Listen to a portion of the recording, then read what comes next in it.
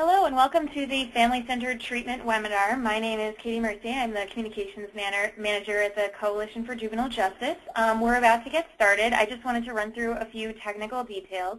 All attendees right now are in listen-only mode, which means that we're unable to hear you. So if you have any questions throughout the presentation, you have two options.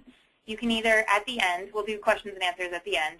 You can either at the end use the little raise your hand function on your webinar toolbar, or throughout the presentation you can enter questions into the questions box. I encourage you, if you're doing it in the middle of the presentation, to be as specific as possible so that when we refer back to it at the end, we'll know which program or slide or practice you were talking about. And I also strongly suggest that if you are on a cell phone that you use the questions box to avoid any audio issues. So now I will turn it over to Marie Williams to introduce our speaker. Great. Thank you, Katie. Good afternoon, everyone. I'm Marie Williams, the Interim Executive Director of the Coalition for Juvenile Justice. As many of you know, CJJ is committed to sharing with the juvenile justice field best practices and new innovations in the field.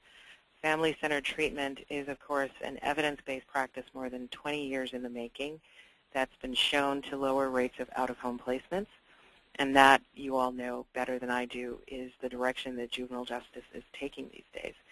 So we're very pleased and excited to welcome William Bill E. Painter, Jr., MS.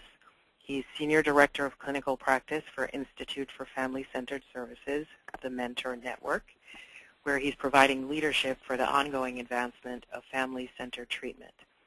Bill has become known throughout his 35-year career as a pioneer in the field of family preservation services. For 15 years, Bill worked in residential treatment settings, developing programs for youth with histories of abuse that were experiencing multiple disrupted placements. He developed clinical service and supervision curricula for family preservation services focused on enabling treatment with a focus on understanding the functions of behaviors rather than a strict behavioral change approach. The years Bill spent developing residential treatment programs influenced his perspective on how to design home-based treatment so that it provides treatment of trauma within the family system. As a leading developer of the family-centered treatment model, Bill has received numerous opportunities to work with state and federal responses to child abuse and neglect issues and to impact policy designed to address treatment methodology. So we're really excited, and with that, I'll turn it over to Bill. Hello, everyone. Thank you for joining us, and I certainly appreciate the opportunity from the Coalition. As Marie indicated, I am one of the primary developers of family-centered treatment, and the model itself is owned by a non-for-profit foundation called Family-Centered Treatment Foundation, and I work for the flagship provider, one of the agencies that is a provider of family-centered treatment. Next slide.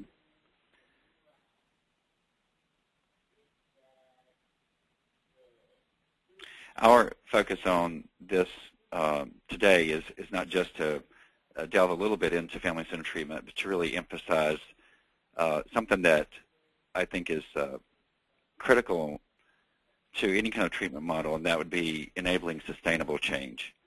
Models can go in and clinicians can work with families in their home or through outpatient services, but I think what we're all after is for families to be able to generalize some of the work that's done with them so that they're prepared to deal with behaviors that we presented after the services have been removed, so that the change that has been made is sustainable. And I want to be able to share some of the insights and perhaps secrets that have come out of family-centered treatment that have made it work for us.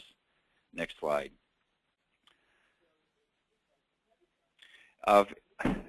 As you all probably know, home-based services have become the mantra or the methodology of choice across many, many states and to a certain extent across the nation. And we're seeing that even being implemented in various countries around the world.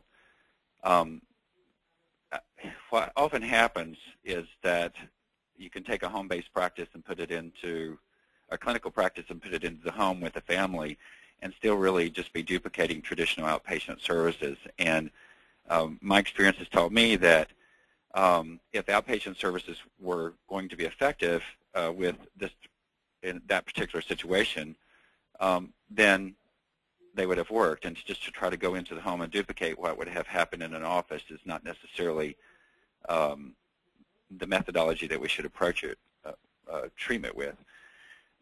Also, I think it's important to understand that if we're really going to do a family systems change process, we have to work with the family, and we need to be utilizing a model and adhering to a model that emphasizes work with the family, certainly being client-centered in the focus of a treatment plan, but more importantly, doing that intensive work with the whole family system.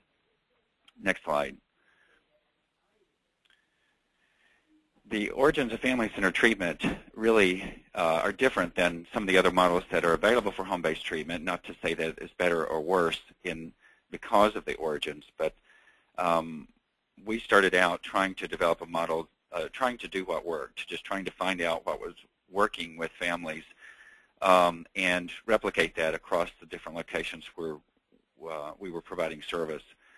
Our concepts actually drew from our work in residential, and so some of that I'll be sharing today, but I think it's important to understand that the origins of the model are practitioner-based, finding out what worked in the street and in the woods, so to speak, rather than designing something theoretically and then trying it out. And so it grew out of the trenches from learning what was working with families by practitioners that were just trying to find something that worked with them.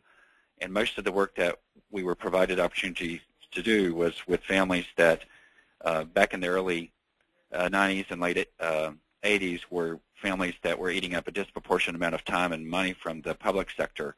And so our approach was just to say, give us your worst cases or the cases that you're not having any success with. So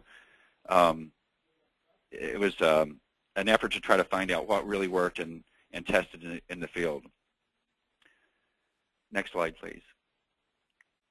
The theoretical framework is not new to most clinicians, certainly incorporating an ecostructural approach from the folks that you're familiar with that are connected with that, starting way back with Salvador Minuchin, but also intensely incorporating emotionally focused therapy, and we have collaborated some with Sue Johnson just to vet our concepts around this, and then also looking at sensory-based trauma treatment. And if you have familiar with Jen Heinemann, that's some of the sources of our theoretical framework. And it's been a constant evolutionary process to revise and refine the model based on feedback not only from research but also from clients and from practitioners. Next slide. How does it work is common to, I think, all good home-based. Is certainly pulled from the definitive work on family preservation and the best practices of home-based treatment. And so these basic concepts are integral to family-centered treatment, working with the family as defined by the family, meeting at times that are convenient for them, and then not just relegating this to a structured set schedule, but being able to adjust the times of day and the days of the week to really be there when the difficult times are occurring for the family, as well as making it so that we're there at times that are convenient for them. Sometimes those are in conflict with each other, but definitely we want to make it so that it's user-friendly. Again, as I mentioned, the troublesome times of when we want to be there, the 24/7 on-call crisis support, the definitive work around family-centered treatment produced the evidence that multiple hour sessions were needed per week, so that it was not trying to create a change process in an hour-like session, and it had to be frequent enough so there wasn't a start-stop process. We discovered, as most models are aware of, that once a week, once every 10 days, was not in any way, shape, or form sufficient to create family systems change. And then We really wanted to provide an opportunity for families to practice functioning differently, and this provided an opportunity for what we call the enactments, where they are not just engaged in talk or process therapy, but really practicing behaving differently. Next slide.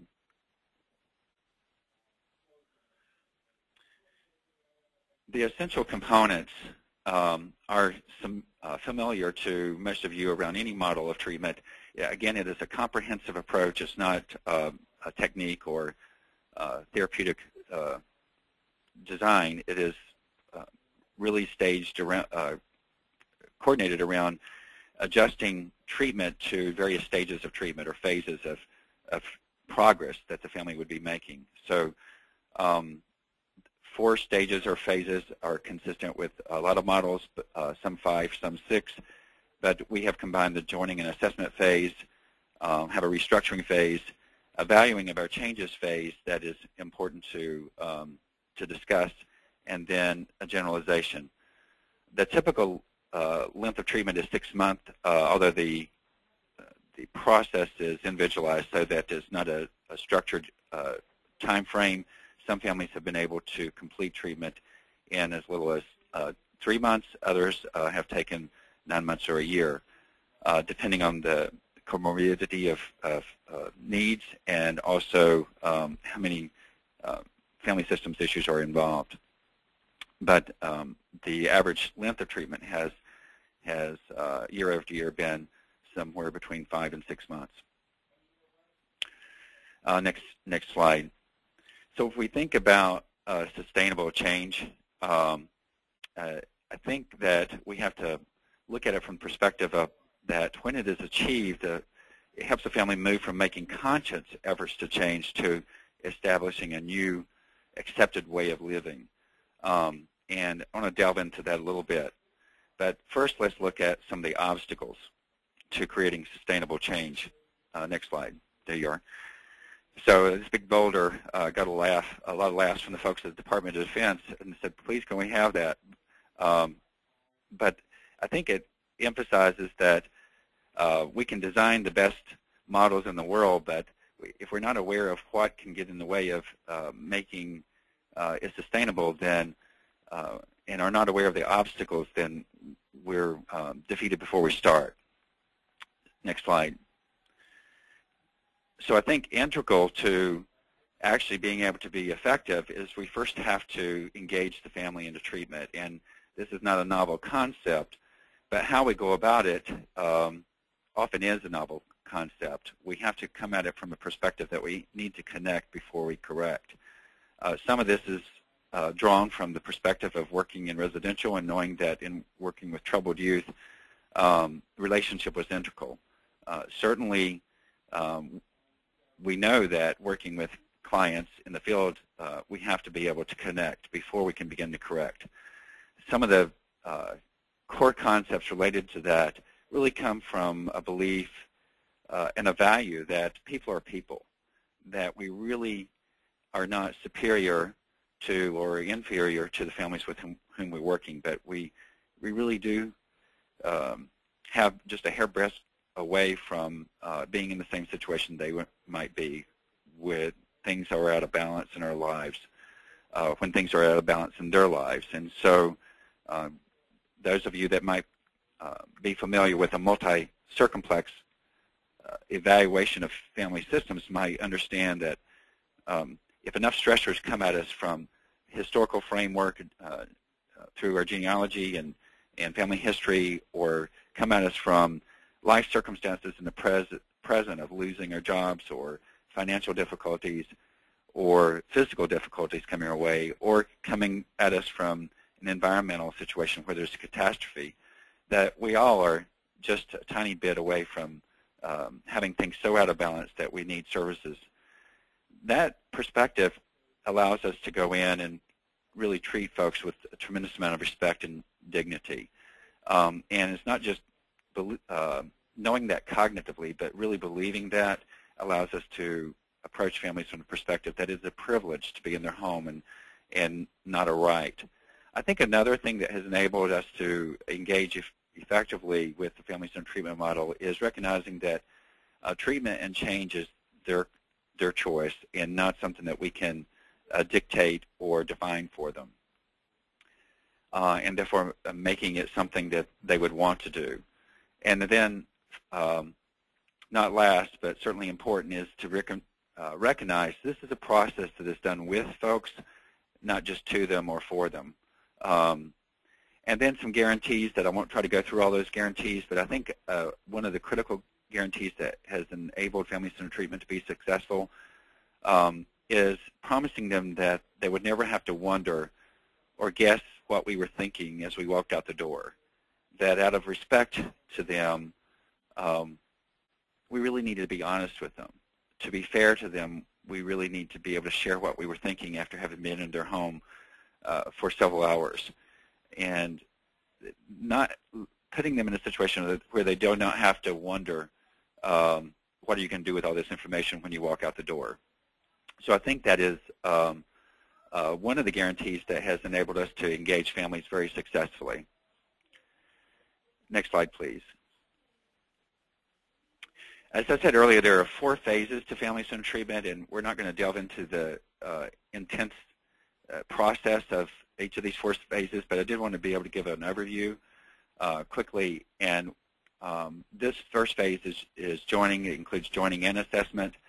It involves our respecting the uniqueness of each family, as I mentioned before, emphasizing that people are people, and then allowing us to find ways to connect with them before we try to correct. And that may be as simple as being able to appreciate the strengths that they demonstrate, not looking at their family system from a liability or failure perspective, but truly being able to evaluate, what it is that has been the source of their resiliency, their ability to even make the decision to accept this help.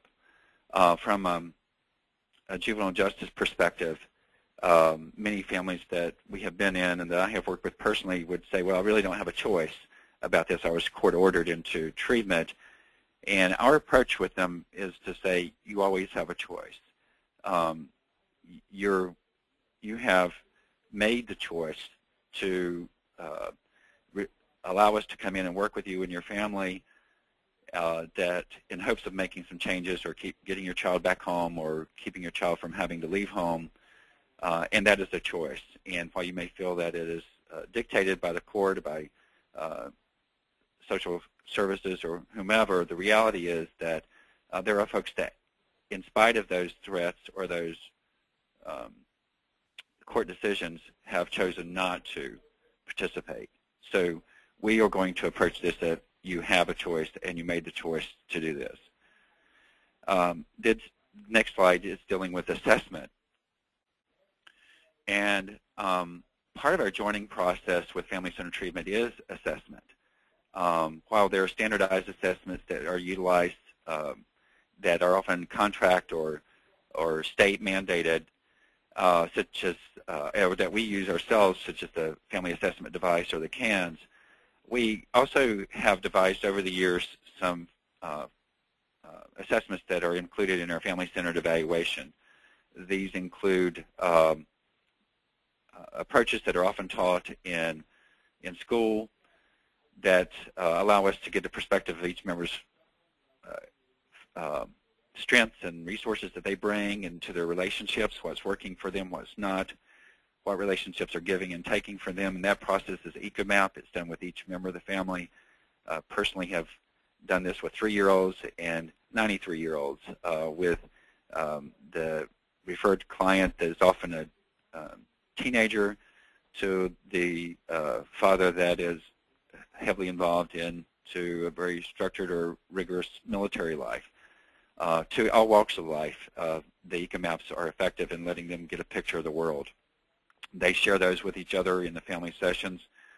The family life cycle, those of you familiar with the different stages of family life, and the task associated with those stages becomes a critical component of a good assessment and allows them to normalize what they're going through rather than evaluating that they're failing. And then the structural family assessment is something that certainly incorporates something everyone's familiar with, the genogram, but it has 7 components to it that allow the family to hopefully change their perspective from seeing this as about one member of the family that needs to change to having a paradigm shift that says, oh, this is about us. So this family-centered evaluation process is really designed to put them in the power position and enable them to become invested. It often can take up to a month, and in some situations up to 6 weeks, but again, our goal would be that at the end of this family-centered evaluation, they would have had a paradigm shift and have moved from thinking this is one member of the family's problem to this is about all of us. As we're thinking about obstacles again, looking at the next slide, I think it's really important that we approach that the behavioral change needs from a perspective of what are the functions of those behaviors. Realizing that behaviors are often idiosyncratic. They make sense to the person that is exhibiting them or by the family as a whole. And they're often triggered by sensory-based perceptions. And sometimes these behaviors are something they can't even articulate what it is that's causing them to do it, but that they know they need to change and even maybe can articulate what's been taught them from the ecostructural approach around psychoeducational activities or changes in how they handle communication or conflict or negotiate the task of daily living. They may be able to articulate this very well and still be hindered from the ability to integrate it into the family functioning in the family system.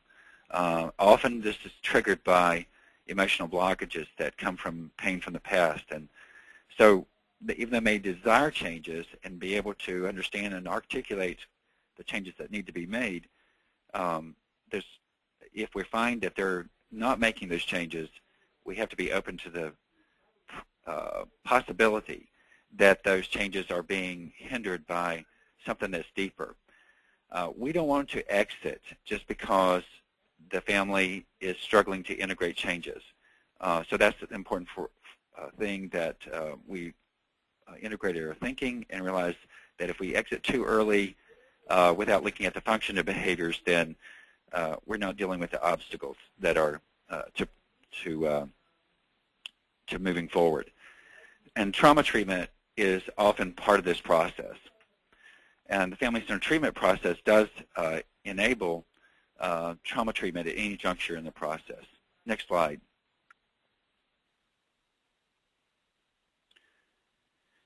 The phase 2 is common to most of the other models of home-based treatment, called restructuring is the title we use for family-centered treatment. During this process, the family has previously indicated they're ready for movement into it because they have begun to practice some of the suggestions. We approach engagement from the perspective, regardless of how long a clinician or therapist has been involved in working with the family, that if they're not willing to practice some of the suggestions, then we really haven't gained their trust or effectively joined. So to move forward, then we have to experience that they are in fact trying new behaviors and trying some of the suggestions we've given them. So how they try those is a process we call enactment. 2 different ways this can take shape. One would be through a diagnostic, where you're there as a clinician and you observe certain interactions that are spontaneous, or you assign a task and you discover that the interaction is not working. The other would be when you are there and you have selected an intervention for them to practice, and you're guiding the family through that process, and this is based on something they have brought to you out of need for change, or directly related to something that happened in a diagnostic enactment. Next slide, please. Evidence of successful engagement, as I indicated earlier, is when they're actually practicing some of the things you suggested to them. These assignments can include your efforts to get the family to vary their ways of interacting with each other outside of their typical or normal process. That experiential attempt to behave differently is analyzed by the family members, and so they can learn from it and refine it and attempt new ways of meeting those needs.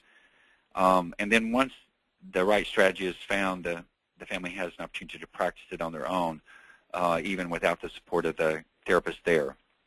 Potential pitfall is the family might have, as I mentioned earlier, a significant emotional block that prevents them from behaving in an alternative way. An example that comes to my mind is a mother and a grandmother that were rearing their son and had begun to practice new ways of trying to not only create some structure for him, but put some limits on his behaviors that had caused him to come into juvenile services treatment and services. And so in the effort to try to interact with him, the mother could role play this beautifully and articulate it and do a great job practicing it.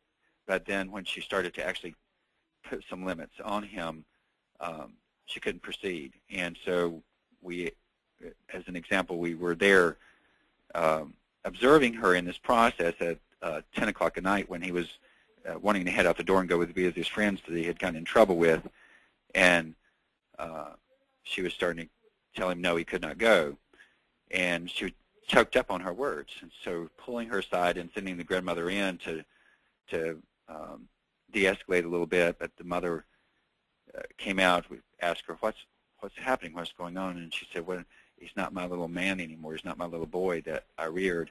When I see him now, I see his father that abused me, and my father that abused me. And so that's a quick but a speedy example of how an emotional blockage from the past and the trauma associated with it can prevent someone from integrating behavioral change techniques.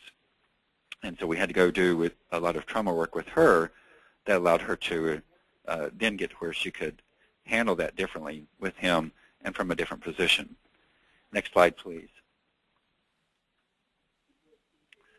I think it's important to look at why do families make changes, too, if we're looking at obstacles and some of the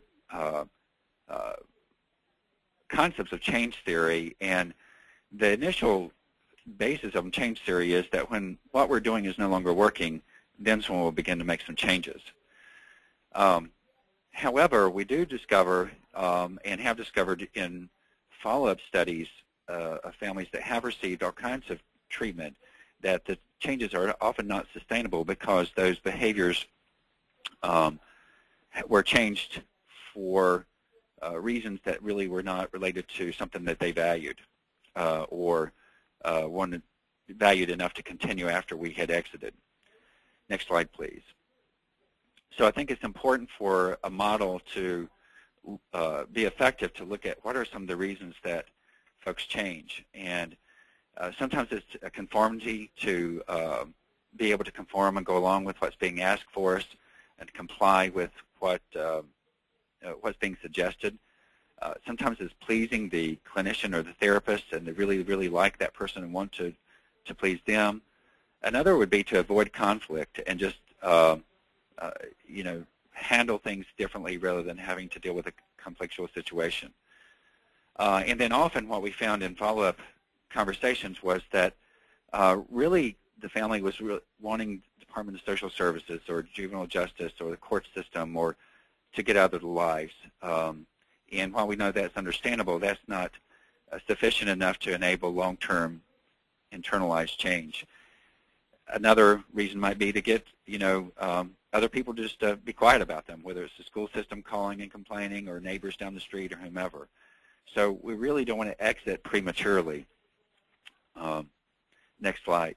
If we're really invested in creating internal change, we have to be able to evaluate what's the function of the changes after the restructuring phase has occurred and they have begun to make changes in their behavior.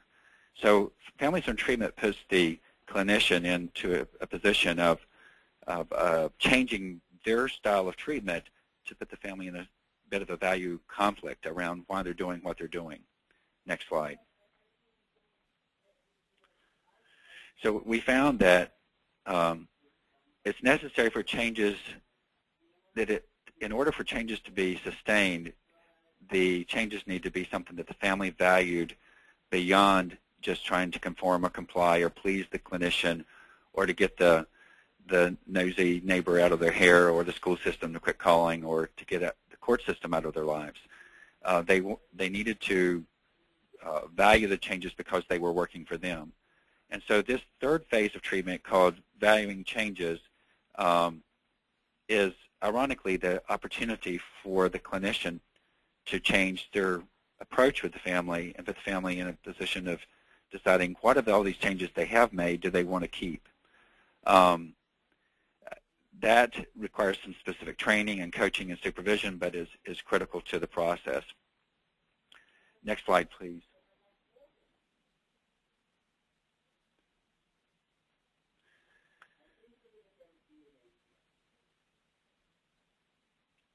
So this slide just a bit describing what I already said about we're not satisfied with conformity and compliance and adjusting our style during this phase so that we're not going in and offering suggestions or direction at this point, but trying to put them in a position to evaluate what they would do if we weren't there. What have they done in the past that has worked successfully, and how can they begin to evaluate as something they want to keep on doing long after we're out of there. So just to recap, if we're really about internalization of change, we have to adjust our style of treatment rather than expecting the family to adjust to us. And to be able to have clinicians that do that does require a tremendous amount of supervision and sustainability of not only the case review process, but supervision of what's happening in that particular phase of treatment. Each of these phases of treatment is moved to as a result of a transitional indicator. You'll see that in the overview slide in a bit, but I just wanted to emphasize that the family's progress in treatment drives the next change or the next phase rather than the clinician's perspective. The fourth phase, which is generalization, is really designed around guiding the family to make explicit their process of addressing and resolving problems. This phase could take up to a month. It is titrated down in the frequency and intensity of treatment, but it puts them in a position to not only identify problems from the past and explore alternative solutions, but to think and predict for the future what is it that brought them into treatment and how can they prepare for those potential predictable problems, and even to a certain extent, what are the unpredictable problems that might be tied to family life cycle as they start looking at that with some in-depth questioning around when we get to this point, what might happen. It's really also designed around putting them in a position to think through their own growth and development and healthy functioning, but also realizing that there's no such thing as normal, and every family is distinctive and unique. Part of the power we have is to help them realize that they, regardless of their history, whether there's a multi-generational history of problems and being involved in the system, or whether it's a history of abuse or hurtful and harmful behaviors, they're beautiful people. They have some strength and they have some resources, and if they've identified some of those during treatment, we want to put them in a position of giving back. Certainly those of you in the juvenile justice field can be excited about this restorative aspect, but if you have a lot of experience in working with families that are victims of abuse and neglect or hurtful and harmful behaviors such as sexual abuse, there's a real clinical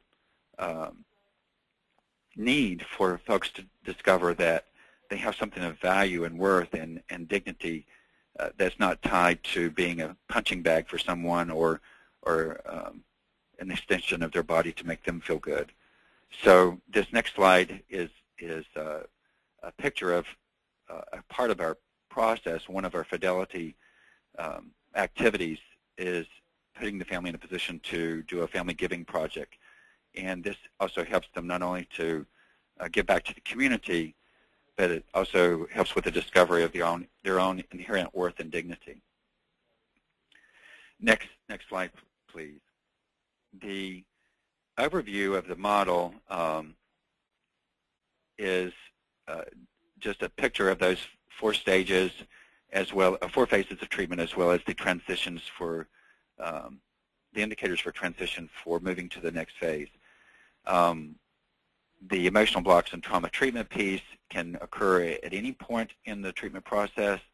It can occur even during the joining and assessment phase, or it could show up even in the generalization phase of treatment.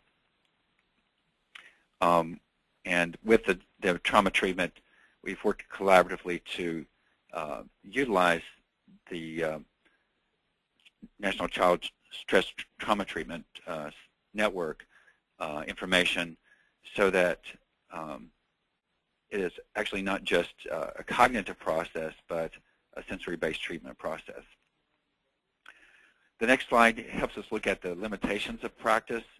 Obviously, we can't go in and expect family-centered treatment to be focused on just one member of the family, where there needs to be a family system involved. Sometimes that requires putting together a family around a client where there is movement towards independent living, or a person that does not have a nuclear family involved.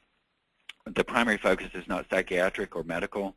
However, because it is a family systems treatment process, and helping the family itself put things back into balance, it is often effective with families that have psychiatric or medical issues that are not going to go away.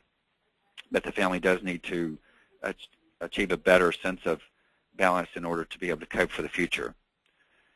So the next slide helps us look at what makes the family-centered treatment model work.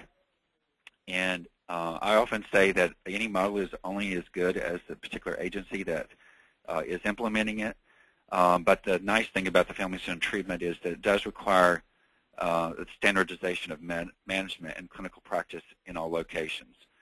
It is not just a clinical model, but it's certainly a management approach as well. Part of this adherence to this management approach is tied to competency-based training requiring certification. And that's the next slide. There's a comprehensive Wheels of Change training program involved. It's over 100 hours of standardized online audiovisual training that is focused on not only testing knowledge, but putting them in a position to participate in video chats, observe videos of the different components of treatment, and then test their knowledge of that.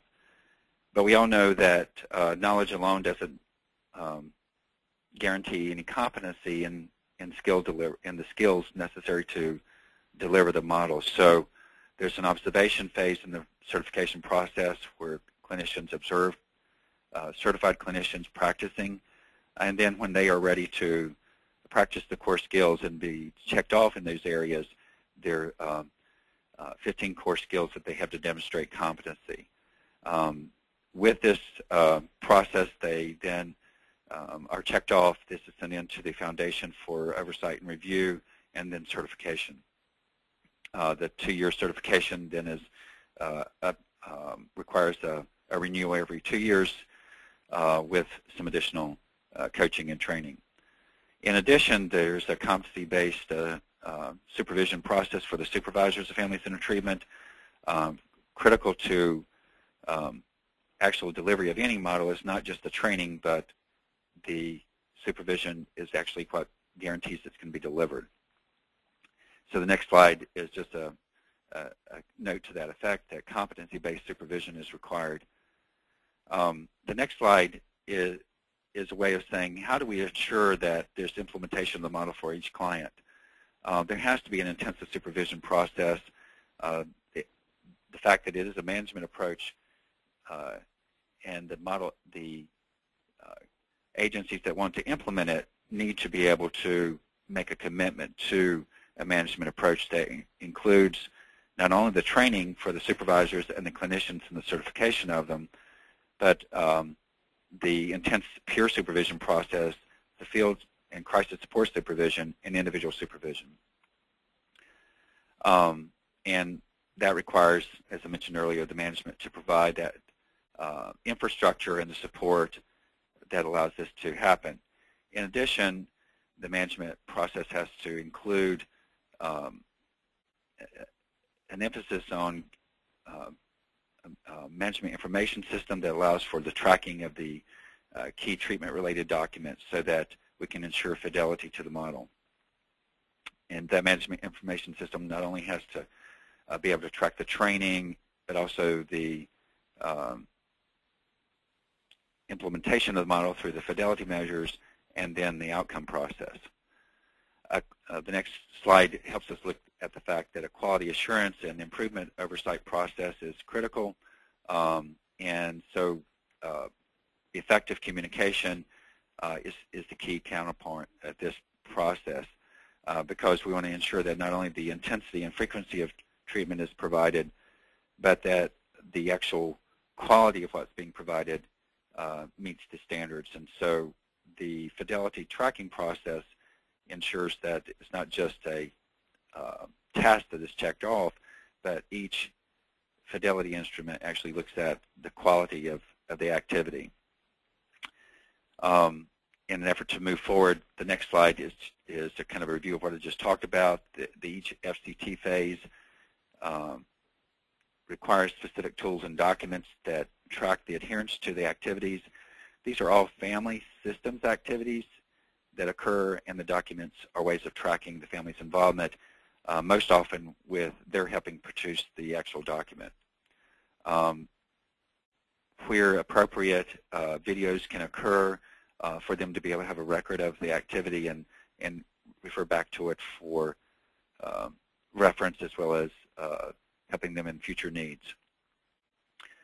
In addition, within the Institute, we provided clinical performance reviews of the staffing process so that we can evaluate the adherence to a family-centered treatment staffing process or a family system staffing process. As with any model, transparency, that's our next slide, requires that we have to have effective data gathering and data management systems. And then I had indicated earlier the Family Centered Treatment Foundation is involved in the required monitoring and oversight of providers, but we want to be able to gather the data that is on instruments that allow us to define the population and the demographics. So a company that would be interested in providing family-centered treatment needs to be able to have a system that would allow for the gathering of this data. And then lastly, looking at the evaluation of outcomes and results, that's our next slide. And then we'll be able to move into some question and answers pretty quickly. But the next slide shows that this engagement is really important to us. And that's why I spent so much time talking about the fact that engagement is so critical to effective treatment. The next slide shows that if we look at our results of working with over close to 2,500 discharged family-centered treatment clients in 2011 and 12, 92% of them were effectively engaged. And we're measuring engagement relative to 5 sessions as the minimum threshold, having to actually complete effectively 5 multiple-hour sessions before they would be considered effectively engaged in the treatment. The definitive research that was reviewed, and one of the definitive research that was reviewed for evidence-based designation, that's on our next slide, is pulled from looking at family-centered treatment as an alternative for residential treatment, both outcomes and cost effectiveness. And that's looking at a 1-year post follow-up and placement issues as well as offending behaviors issues that are not in this slide, but the placement issues are. Both were significant enough to move family-centered treatment forward. In addition, family-centered treatment was used with the Safe Start population for families that have children 0 to 5 and domestic violence occurring. And then there's currently some studies occurring relative to working with the substance abusing and domestic violence population to using standardized assessments to evaluate effectiveness at the end of treatment, and then we'll be moving into post-treatment evaluation. The next slide shows family-centered treatment site implementation to date. Even though we're only in 7 states, it's in 30 different sites. Because it requires this management process, it's not just a clinical model, it does in effect allow for effective replication with some standardization so that you're guaranteed to get what you think you're getting, because the management system is integral to the treatment process. The study I was just mentioning is connected on the next slide with the Office of Juvenile Justice and Delinquency Prevention Journal of Juvenile Justice publication in fall of 2012. The next slide shows the publication in the Evidence-Based Practices for Children Exposed to Violence that came out of the JJDP Safe Start work. It was also evaluated by the RAND Institute. In addition, the next couple of slides deal with where family-centered treatment is on the individual listings of various states: Virginia, North Carolina, and Maryland with the Institute for Innovations and Implementation, and Indiana.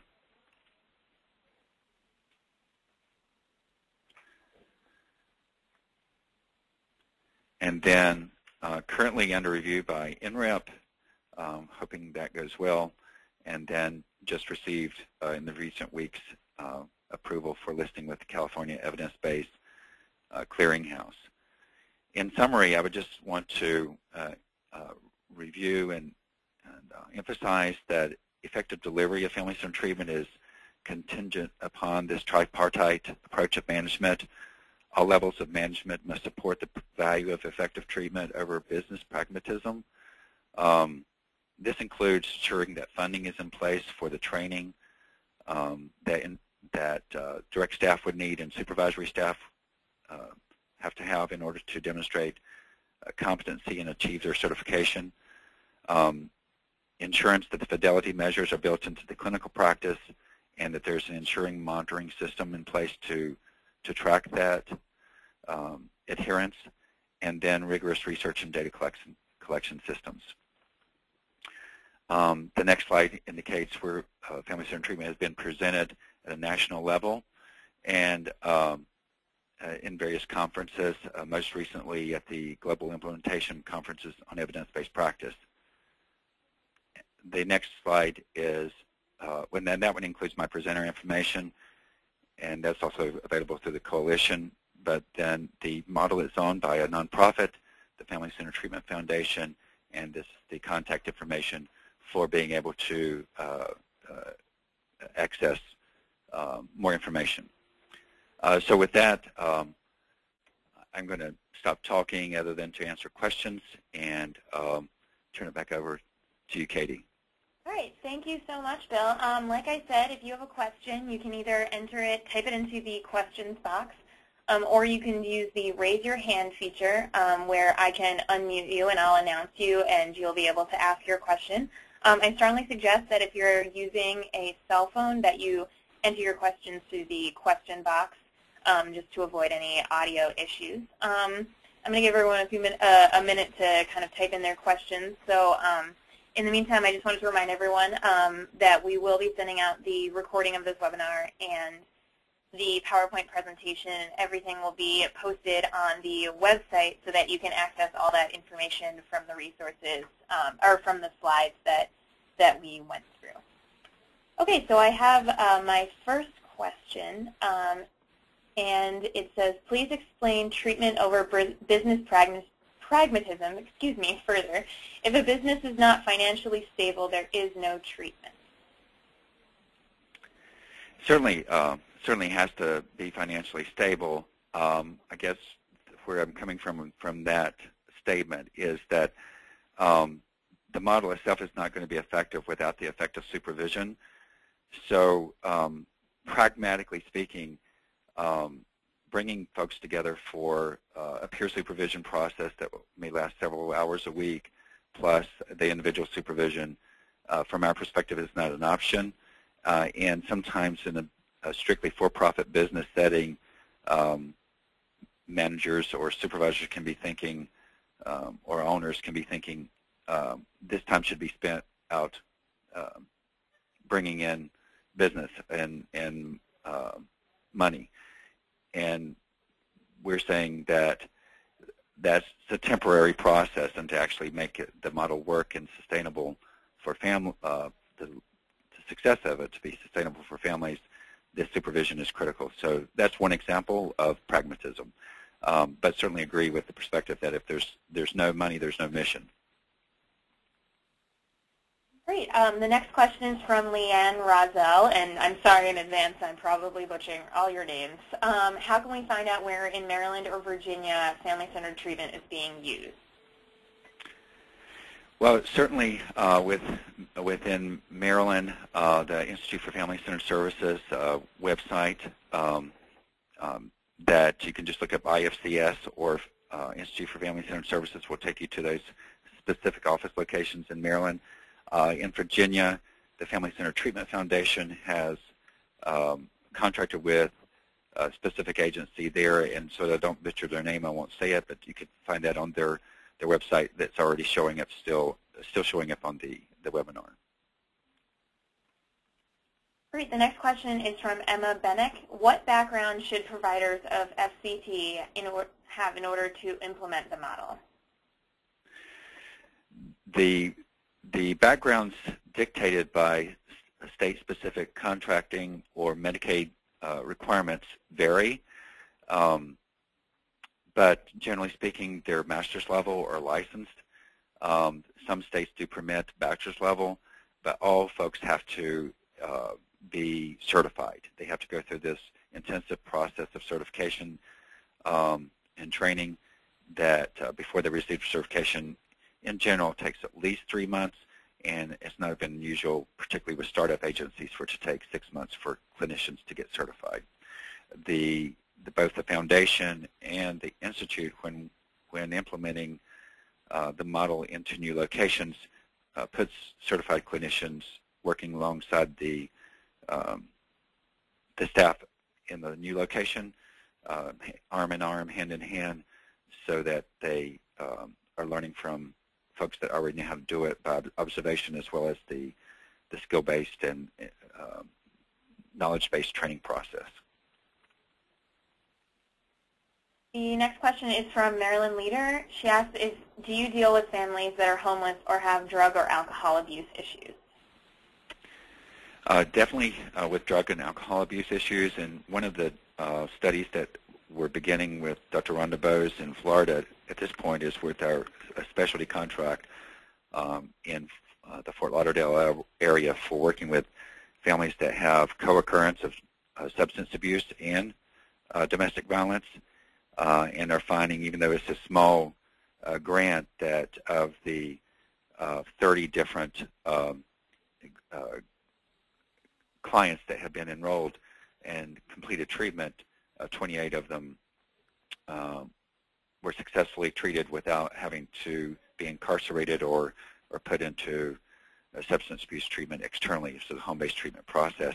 And then with the standardized assessments that were utilized, both of the assessments were showing pre- and post-treatment a p-value of 0.0000.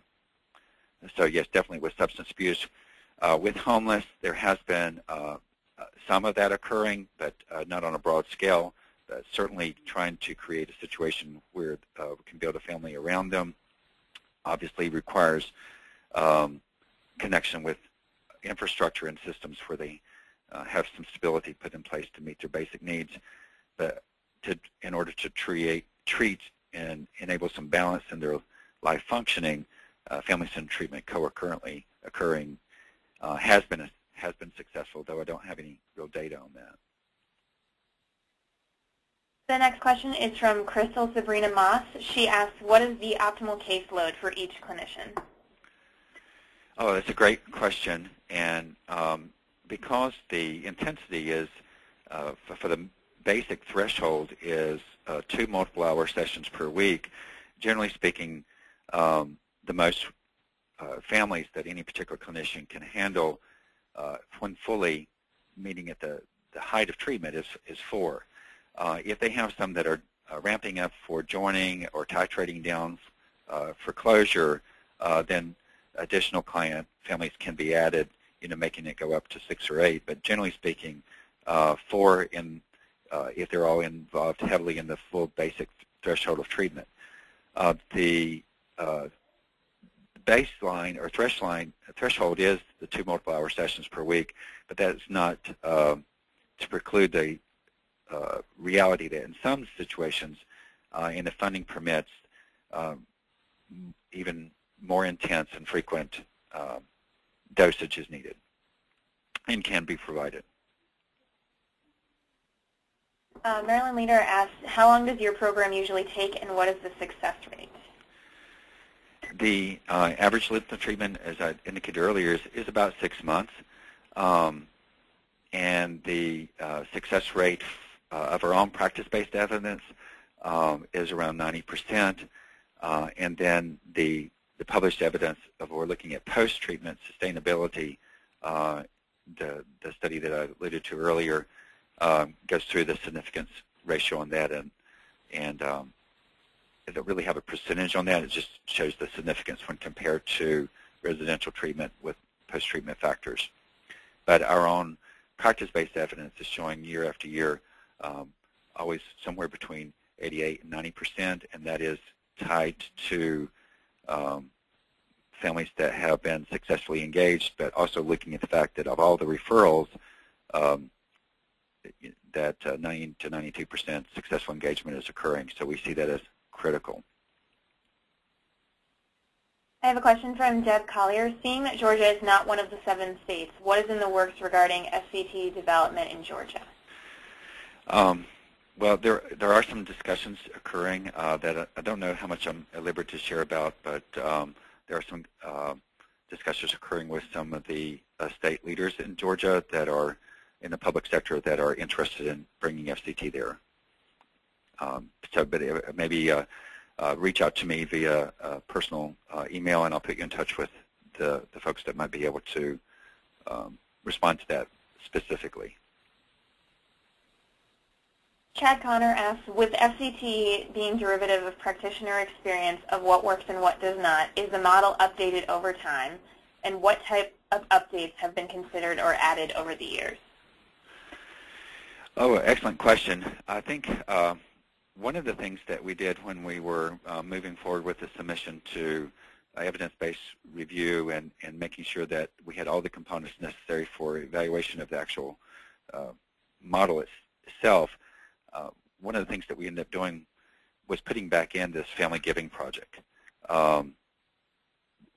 There was a time at which that was not considered appropriate for funding for reimbursement purposes, and over time that changed to being highly valued by the external payer systems. So we made that integral to the process. I think the learning curve for the model itself has not been so much about the actual components of the model as much as knowing what is the implementation science of the model, and that's dealing with the management approaches that I've alluded to the last 15 minutes of the presentation. And that I think is the learning pieces that have been added year after year as we've worked with the specialist around implementation science and learning what is important around not only external payer systems really wanting a model, an evidence-based model, but wanting this particular model is important, but also internally that specific agency. Management has to want a model and want the specific model they're trying to implement. But then also the learning of even the past year is that the clinicians themselves are going to be much better at implementing a model if they not only want to do an evidence-based model, but they want to do the specific model. In other words, folks will do something much more congruent with what's required if they really believe in it and want it to happen. So that's part of the learning. There are some other things that I could answer very specifically, little nuances that have been effective as we've looked at the structural family assessment and added in things that come from practitioner feedback. Okay, the next question is from Julie Beam. She asks, do you have any states using FCT for treatment of adoptive or foster children and their families, or is this just used through juvenile justice? Oh, definitely. The juvenile justice population is maybe 20 to 30% of all the clients completing treatment within a given year. And then they may or may not be involved in foster families or adoptive families. And then the foster family and adoptive family data around that, we're revising our data collection forms to get a better handle on that. But the most recent data we have is showing anywhere between 20 and 30% year after year. Our work is with foster and adoptive families. They do require some specialty training for the clinicians around if it's a reunification process or if it's just a stabilization process within that peculiar family. Some of the assessment pieces can be revised for the specific need of the adoptive or foster family. The next question is from Vivian Ash. Has the model been used for prevention? Yes, I think if I misled, I apologize. Again, the huge majority of the work is prevention. I would say probably 70% of the work is prevention. How many of those have been in out-of-home placements previously? I don't have that data right in front of me, but again, that's also sometimes they've been categorized into the prevention area as well. So it is a preventative model, and you'll see that when you go to some of these websites that is being used as a preventative model as well as the treatment for corrective and out-of-home placements to reach reunion process. The next question is, are there any exclusionary criteria? Some states certainly have required some additional exclusionary criteria involved. The definitive research that was done was with the population where there was not exclusionary criteria. In fact, the requirement of the contract for the definitive research clients was that there would not be a reject or an eject available. And so that's when you think about the outcomes of that research being significant, it's also important to take into consideration that there was a no reject or no reject clause related to those specific clients, which made sure that it could not be, for lack of a better term, cherry-pick clients. It was also done retroactively. It was a quasi-experimental design, propensity-based matching research process, and so the interesting factor is that with that, there certainly was not any cherry-picking of the particular clinicians, and yet the results were significant. So it is definitely preventative, and it also is has been used where there have been some exclusionary criteria put in place, but for the most part, we don't have a laundry list of exclusionary criteria. I think the important thing is that being able to at least go in and do an assessment, and if certainly there's prohibitive factors that deal with danger or high risk, that deal with safety issues that would prompt external involvement that family might not be ready for this type of treatment right now. But for the most part, at least assessment would occur. And the last question that I have is from Debbie Meyer. She says, are there any plans for implementing the FCT in Pennsylvania? Yes, I would like to see that happening. And actually, I'm in Philadelphia today and going to meet with some of the folks at DHHS. Great. Oh, I just got one more question in from Beverly Sarles. Has this model been used in Native American communities? If so, was it modified to be culturally sensitive? Not to date. It does not mean that we have not had Native American clients, but they're so small in their percentage in North Carolina that we have had the privilege of working with that would not be any kind of data to evaluate, but certainly would welcome the opportunity. Okay, I want to thank our speaker, Bill, for doing such an excellent presentation.